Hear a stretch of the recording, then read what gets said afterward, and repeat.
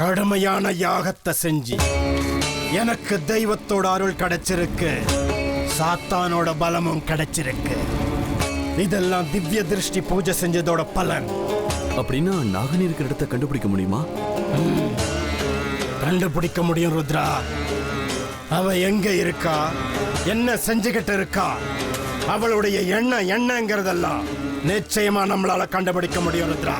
அப்ப சீக்கிரமா கண்டுபிடிங்க பாபா. அவ எங்க இருக்கான்னு மட்டும் சொல்லுங்க போதும்.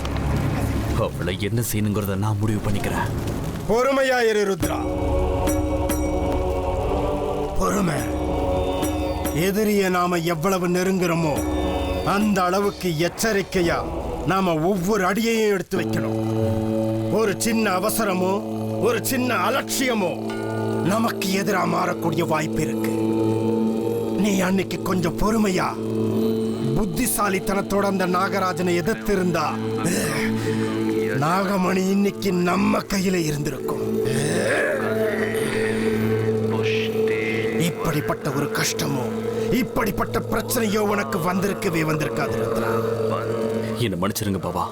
பழசெல்லாம் சொல்லி காட்டி என்ன குத்தாதீங்க பாபா. இருக்கட்டும். இன்னைக்கு நாம் பயன்படுத்த போற சக்தி ஒரே ஒரு தடவை தான் பயன்படுத்த முடியும். அது போதும் பாபா. ஒரு முறை அவ எங்க இருக்கான்னு பார்த்து சொல்லுங்க. அது போதும்.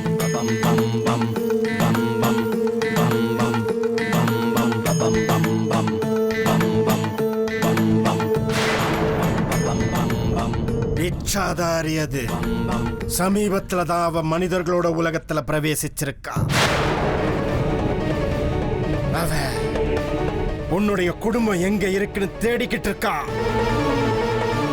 தன்னுடைய உருவத்தையும் மாத்திக்கிட்டாலேரா. சாதாரண மக்களுக்கு அவ ஒரு சாதாரண பொண்ணாதான் தெரிவா. அவ ராஜநாகன்னு யாருக்கும் தெரியாது. அப்படியேதான் அவ மனுஷர்களோட உலகத்துல வாழ்ந்துகிட்டு இருக்கா. பாபா, அவ இருக்கிற இடம் சொல்றேன், எல்லாத்தையும் சொல்றேன்.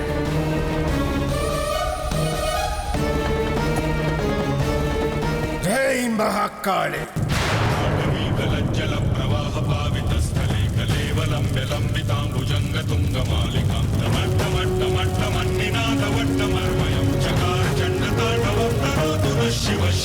உருவத்தை மாத்திக்கிட்டு மனிதர்களோட உலகத்துல ஒரு மனுஷியா வாழ்ந்துகிட்டு இருக்கிற அந்த ராஜ பரம்பரையை சேர்ந்த நாகராணி, அவ இருக்கிற இடத்தை எனக்கு காட்டு. அவளோட இருப்பிடத்தை எனக்கு காட்டு. ஜெய் மகாகாள். அவன் அழகா தப்பிச்சு வருவான். உன் வேலை என்னவோ அத மட்டும் பாரு. புதக்குழியா இருக்கிற பாதைக்கு போக வேண்டாம்னு சொல்றேன். நீங்க கேட்க மாட்டேங்கிறீங்களே. எல்லாத்துக்கும் கடைசியா ஒரே ஒரு வார்த்தை சொல்றேன் அத்தை. தெய்வம் கொடுக்கறத யாராலையும் தடுக்க முடியாது. தெய்வம் கொடுக்க மறுக்கிறத யாராலையும் கொடுக்கவும் முடியாது. தங்கதுரைக்கான தண்டனை ஆண்டவனோட கைவசம் தயாரா இருக்கு. முடிஞ்சா நீங்க காப்பாத்திக்கோங்க. பிரியாணி பாத்திரத்தில் நெய், கடலை எண்ணெய், பட்டை, மராட்டி மொட்டு, கல்பாசி, ஏலக்காய், பிரியாணி இலை, வெங்காயம், பூண்டு, முந்திரி, பிரியாணி மசாலா, தக்காளி, கல் உப்பு, மஞ்சள் தூள், கொத்தமல்லி, புதினா சேர்த்து நன்கு வதக்கவும்.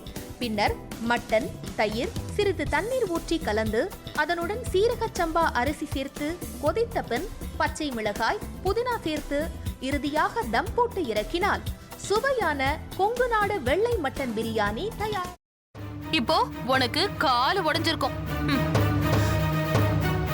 தனோ, பார்த்து சூதானமா நடந்துக்கோ. இந்த வீடு பயங்கரமான காடு மாதிரி. யாரு யாரு அழிப்பாங்கன்னே தெரியாது. அக்கா, இப்ப நான் என்னக்கா பண்றது? யோசிக்கவே யோசிக்காத. உன் புருஷன் தலையில நறுக்குன்னு 4 கொட்டு கொட்டி சம்மதிக்க வச்சிரு. புரியுதா? சரிக்கா. முதல்ல அந்த வேலையை பாரு. போ போ. செல்வி எங்க போயிருக்கான்னு சொல்லு. அதான் நீங்க சொன்னீங்களேம்மா, அவங்க அம்மா அப்பா வீட்டுக்கு போயிருக்காங்க. அப்படிதான் சொல்லணும். சரி, சந்தோஷ்க்கு லெமன் டீ கொடுத்துட்டு உடனே வந்துடணும். புரிஞ்சுதா? சரிங்க. போ.